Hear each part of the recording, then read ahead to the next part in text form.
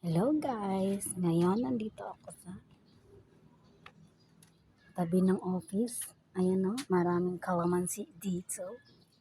Oh, tanim niya ni Ninang.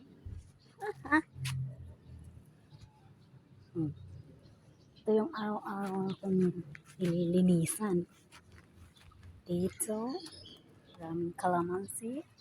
Hello guys! Oh,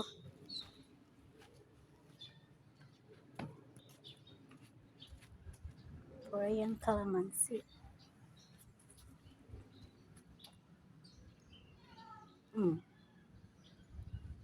Pero tanim lang yan dito. Bawal naman yan harvestin. Kasi nga, tanim nila yan. Sa gilid ng office yan. Ito yung tinatawag na house farm. Yun lang. Bye!